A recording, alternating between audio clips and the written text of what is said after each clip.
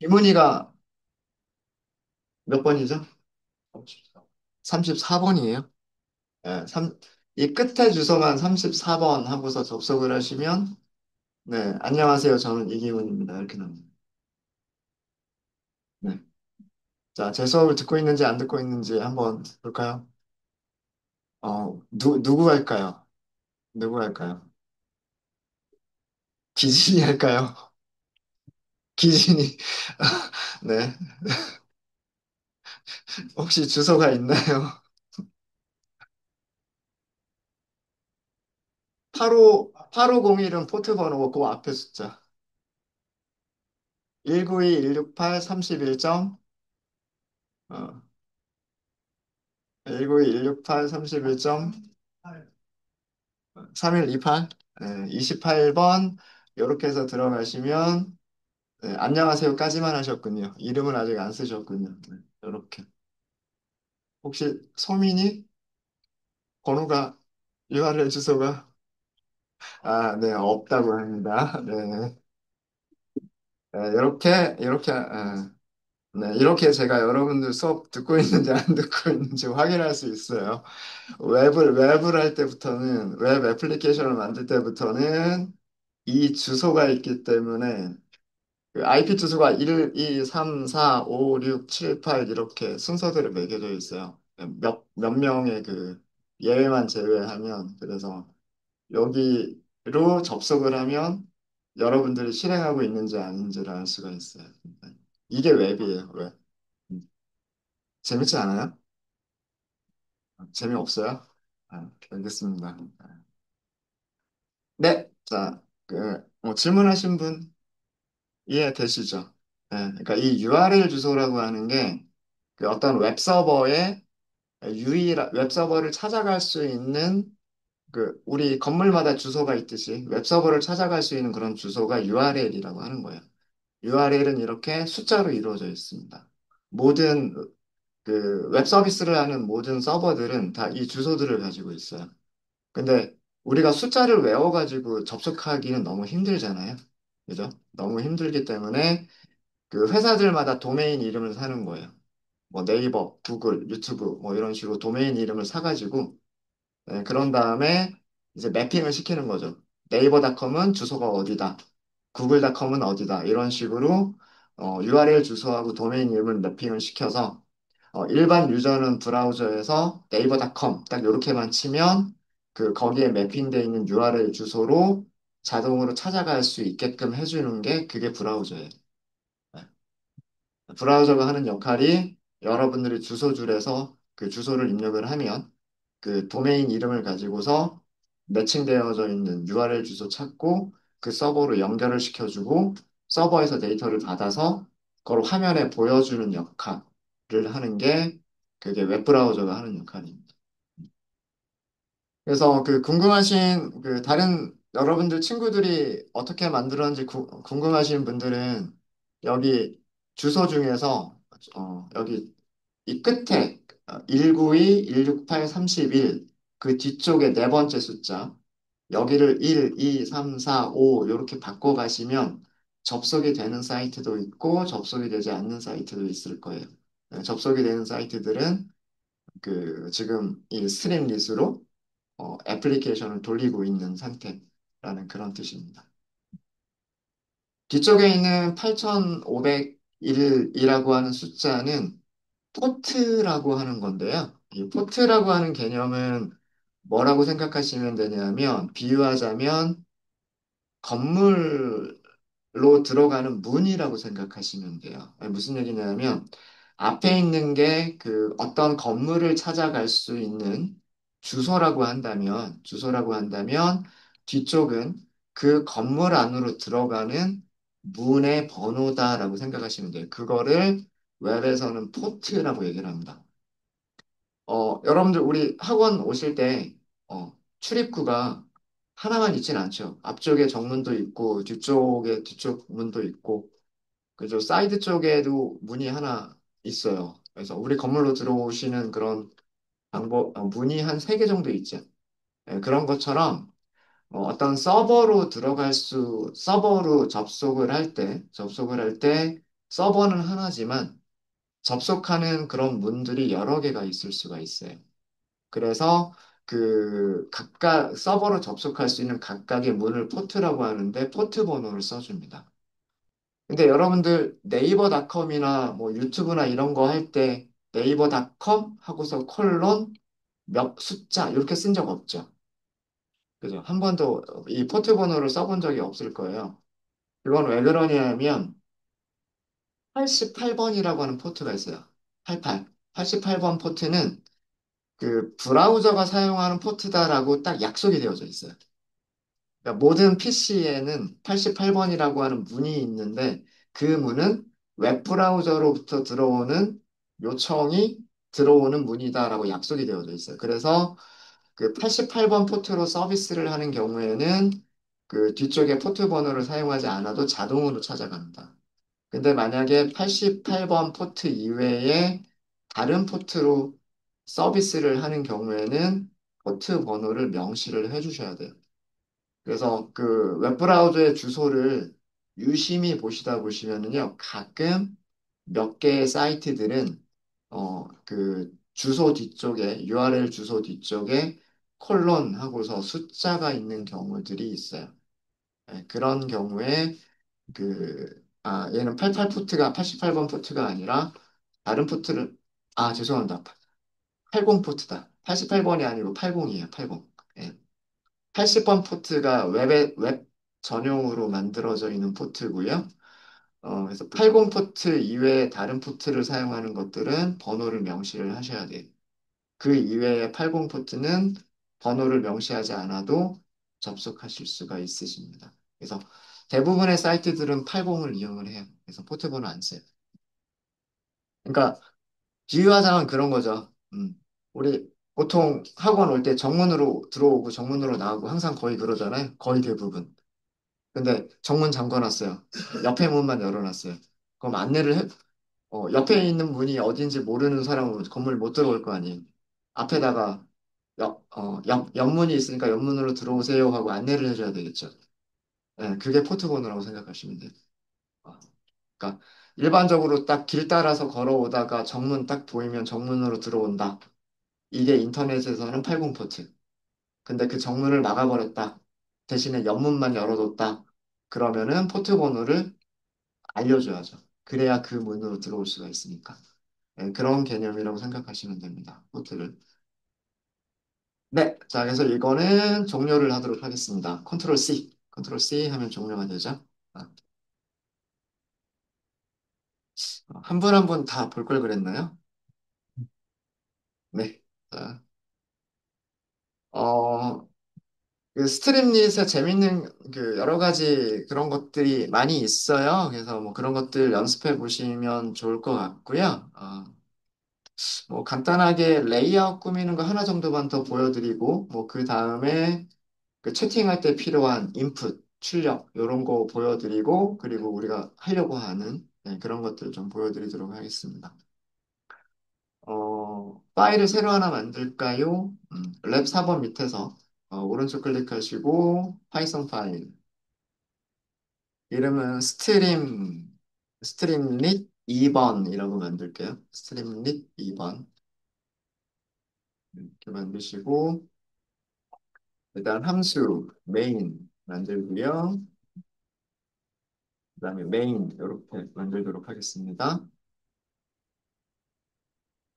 임포트 하나만 먼저 하고 갈게요. 임포트 우리가 사용하려고 하는 게 스트림릿 모듈.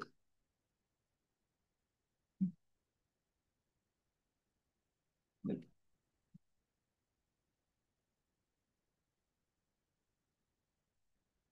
자, 그리고 이제 메인에서 st 파이트 이렇게 하고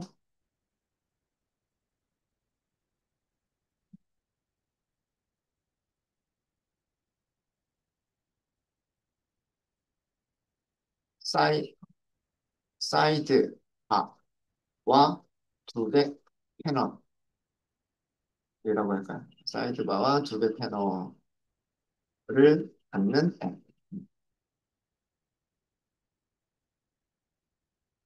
이런 정도로 타이틀을 만들도록 하겠습니다.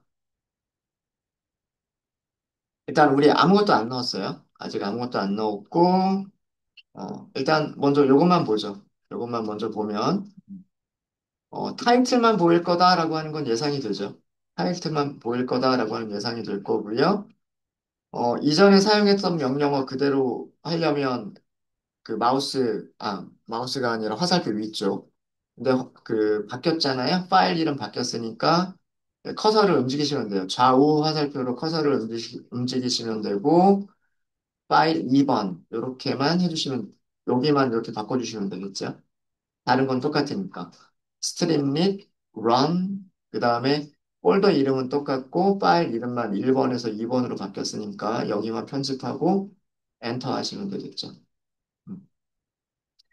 네, 이렇게 하면 아마 또 여러분들 브라우저가 실행이 됐을 거고요. 브라우저가 이렇게 실행이 됐을 겁니다. 제목만 딱 이렇게 있죠. 그죠? 사이드바와 두 개 패널을 갖는 앱 하고서 이렇게 실행이 됐습니다. 자, 이제 여기에다가 어, 추가를 해보도록 할게요. 자, 일단 다시 종료하고요. 컨트롤 터미널을 한번 클릭하시고 컨트롤 C 하고 종료를 하시면 되고요. 종료를 하시면 되고 사이드바를 만드시는 방법은 뭐 그렇게 어렵지 않습니다. 어, 변수 이름을 변수 이름을 뭐라고 할까요?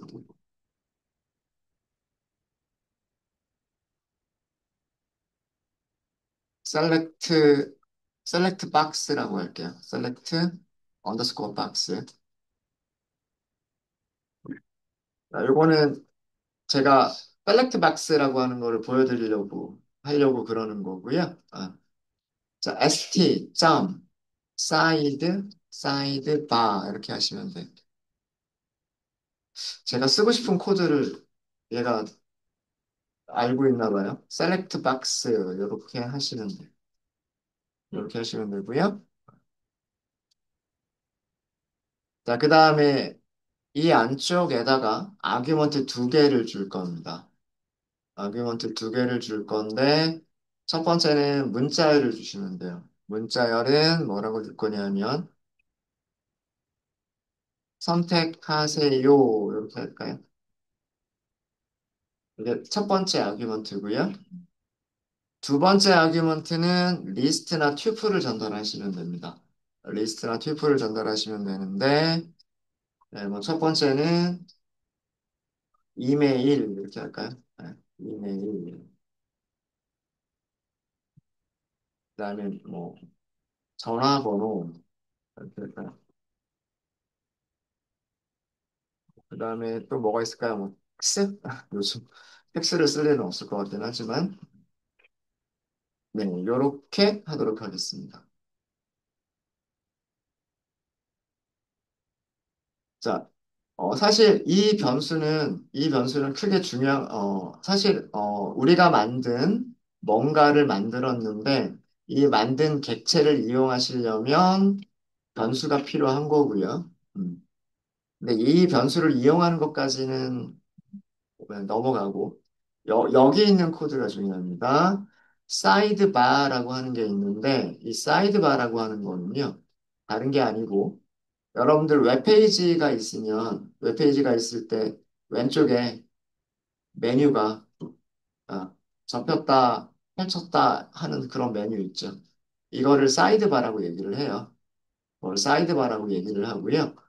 어, 그 사이드바에다가 셀렉트 박스라고 하는 객체를 사이드바에다가 추가하겠다는 뜻이에요. 이건 그 웹페이지의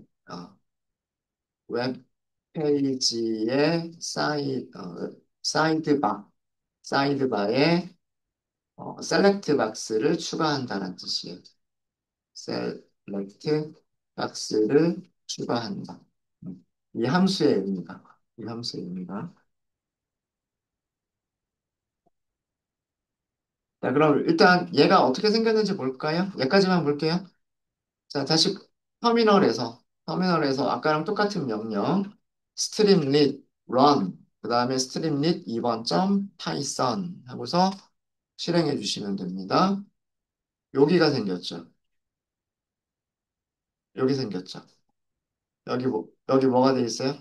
이메일, 전화번호, 팩스. 요게 셀렉트 박스다라고 하는 거예요. 요렇게 생긴. 네. 뭐 이런 모양 많이 보셨죠? 많이 보셨죠? 그리고 이 부분이 뭐다? 이렇게 접혔다, 펼쳤다, 접혔다, 펼쳤다. 요 부분을 사이드바라고 하는 거예요.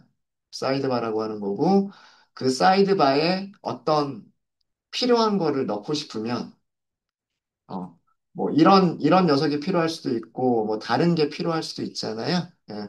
그 필요한 거를 넣는 방법이 되게 간단한 게 필요한 그 위젯을 찾아서 화면에 넣고 싶은, 그러니까 이런 함수들은 문서에서 찾으시면 돼요.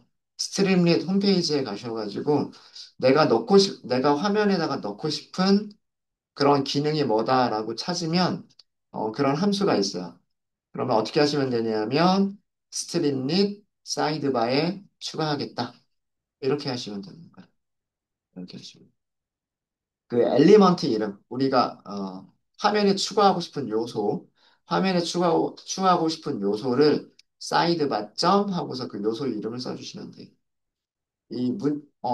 셀렉트 박스에서 여기가 이 문자열은 요게 이 부분이고요.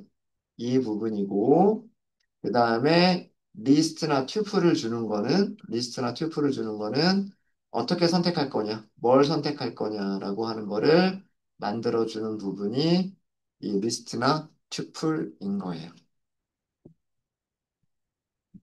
어렵지 않죠? 하나만 더 넣어보도록 하겠습니다. 이번에는 슬라이드 바라고 하는 거를 보여드릴게요. 아, 슬라이더였었군요. 그 변수 이름도 슬라이더라고 할게요. 스트림릿, 그 다음에 사이드바 영역에 슬라이더를 넣겠다. 이렇게 하는 거예요. 슬라이더를 넣겠다. 자, 여기도 아규먼트를 두 개를 주시면 돼. 아규먼트를 첫 번째는 문자로 주시면 돼요. 뭐, 범위를 선택하세요. 이렇게 할까요? 자, 그 다음에 선택할 수 있는 범위를 숫자로 전달하십니다. 어디서부터 어디까지란 뜻이에요. 어디서부터 어디까지. 0에서부터 100까지란 뜻이에요. 0에서부터 100까지. 자, 그 다음에 뒤쪽은 옵션인데 선택되어져 있는 부분을 얘기를 합니다. 이거 무슨 뜻이냐면 예를 들어서 30부터 30, 40, 50, 60, 70 요것도 설명을 드릴게요. 이거는 처음에 보여줄 때 선택되어져 있는 부분이라고 하는 거를 의미를 하는 거예요. 만약에 여기를 0이라고 하고 여기를 50이라고 하게 되면 이것도 보이는 게 조금 다를 거예요. 네, 뭔가를 하나를 더 추가를 했죠. 뭔가를 하나를 더 추가를 했습니다. 음, 새로 시작해야 되겠죠. 그래서 터미널 창에서 컨트롤 C 종료를 먼저 하고 다시 한번 똑같은 스크립트를 실행시키시면 됩니다. 네, 그러면은 이렇게 나와요. 자, 이 부분입니다. 바뀔 수 있는 거는 여기가 어디까지? 100까지 가요. 0에서부터 100까지 바뀔 수 있고, 처음 시작할 때 여기가 얼마로 나왔었어요? 50으로 나왔었었죠? 그거는 이렇게 지정이 있기 때문에. 시작 값은 0으로 지정했고, 끝나는 값을 50으로 지정했기 때문에. 그리고 슬라이더가 전체에 움직일 수 있는 범위는 0에서 100까지로 제한을 했기 때문에 이렇게 보이는 거예요. 얘도 움직일 수 있고요. 얘도 움직일 수 있어요. 뭐 이런 식으로. 이렇게. 이런 녀석을 슬라이더, 이렇게 얘기를 하고, 슬라이더. 네, 어렵지 않죠. 이렇게 페이지를 만드는 게 되게 쉽죠. 그러니까 필요한 요소들만 우리가 웹페이지에 넣을 수 있는 그 요소들만 잘 찾으면 되겠다라고 하는 거예요.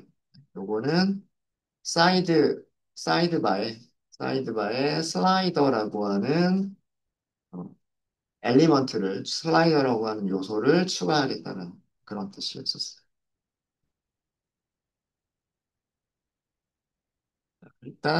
일단 종료할게요. 일단 종료하고 넘어가겠습니다. 자, 자, 사이드바와 두 개 패널을 갖는 앱이라고 했잖아요. 예. 그러니까 두 개의 패널을 갖도록 만들 거예요.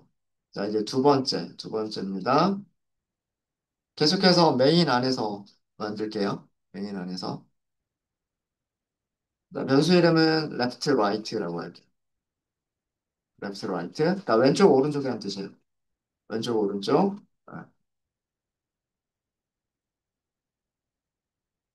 스트림 릿 컬럼즈. 컬럼즈 쓰시면 되고 두 개. 우리가 딱 화면을 두 부분으로 나눌 거기 때문에 그래요. 화면을 두 부분으로 나눌 거여서 컬럼을 두 개로 나눌게요. 이렇게 한 겁니다. 그리고 왼쪽에 있는 컬럼을 left라고 한 거고 오른쪽에 있는 컬럼을 right라고 한 거예요. 자, 왼쪽에다가 뭔가 하나를 추가를 해볼게요. 자, 요 부분이 뭐냐면 이거는 메인 페이지 있겠죠. 사이드바를 제외한 메인 페이지 영역을 두 개의 컬럼으로 나눈 거예요. 화면을 두 개로 분할을 했다라고 생각하시면 됩니다. 자, 그런 다음에 그 두 개의 컬럼 중에서 왼쪽 컬럼에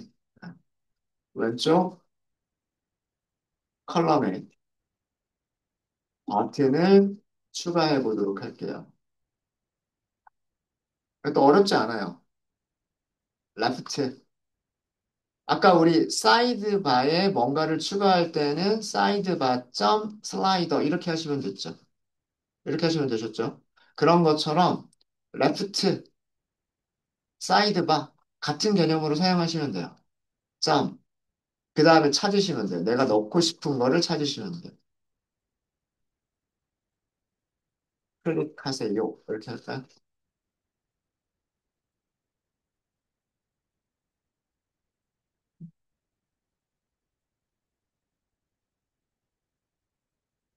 자, 여기까지만, 일단 여기까지만 먼저 보도록 하겠습니다. 터미널을 여시고요. 화면을 여시고 다시 한번 실행할게요. streamlit run streamlit 2번.py. 네, 이렇게 실행이 됐죠? 자, 이 버튼이 물론 지금 다른 부분이 없어서 단순 비교는 좀 힘들겠지만 음, 지금 화면이 어떻게 되어 있는 거냐면 이런 화면이 타이틀은 여기 있고요. 타이틀은 여기 있고 여기가 이렇게 나눠져 있는 상태예요. 눈에 보이지는 않지만. 그리고 버튼은 여기. 우리 아직 이쪽은 아무것도 넣지 않았어요. 요걸 만든 겁니다. 이걸 만든 거고요. 이 녀석은 버튼이기 때문에 버튼으로서의 우리가 마우스 올리니까 배경색이 희미하게 들어가죠. 그러니까 클릭하면 뭔가 클릭하는 것처럼 하고 있죠. 이런 거는 이벤트라고 얘기합니다. 이거는 이 버튼이 실제로 어떤 일을 하기 위해서는 이벤트 처리라고 하는 걸 해주셔야 돼요. 마우스가 클릭됐을 때 무슨 일을 하겠다라고 하는 그런 이벤트 처리를 해주시면 돼요. 우리는 버튼을 넣기만 했고요. 이 버튼이 무슨 일을 할지는 정해주지 않았죠. 그러니까 그냥 아무 기능이 없는 버튼이 들어가기만 한 거예요, 지금은. 네. 되셨습니까? 어려운 거 없으시죠? 자, 그럼 이번에는 오른쪽 버튼에다가 뭔가를 추가해 보도록 하겠습니다.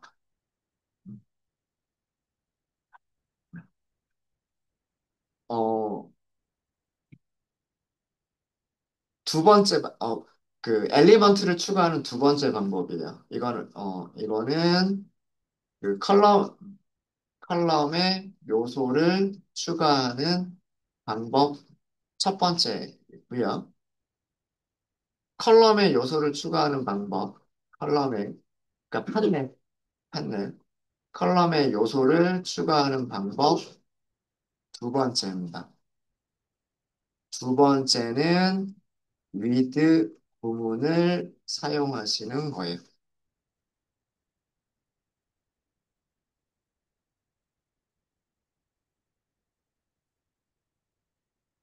with 부문은요, with, write 이렇게 하시는 거예요.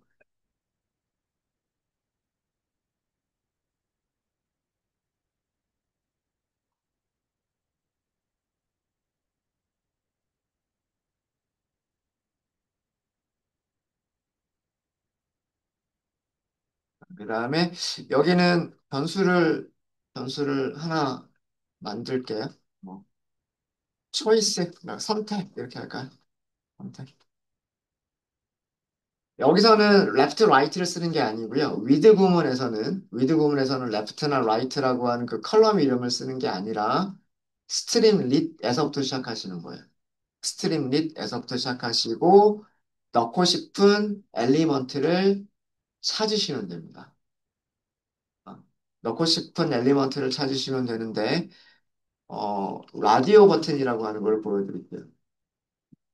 자, 이게 여기까지가 뭐냐면 이게 오른쪽 컬럼에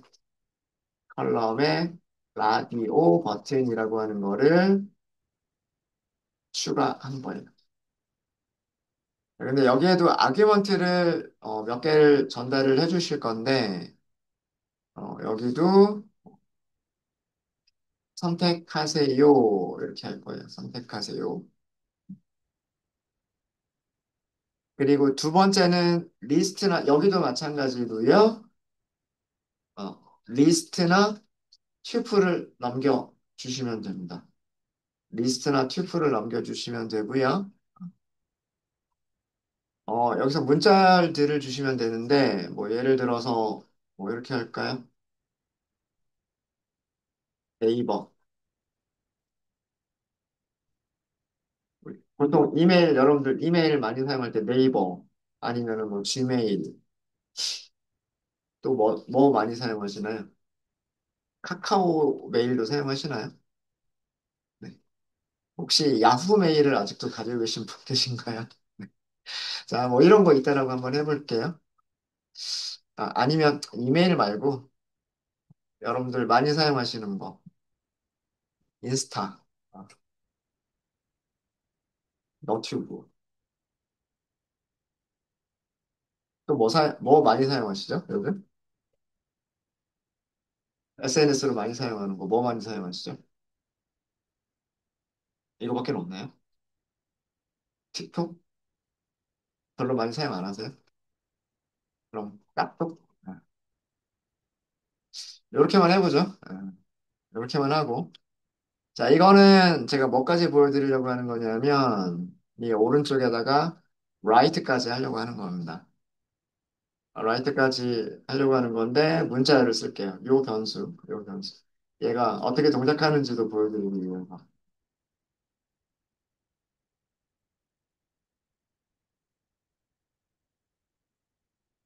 포매티드 스트링 쓰겠다는 얘기죠. 자, 여기다 변수의 이름. 변수는 초이스. 변수 이름은 초이스. 중독자라고 할까요?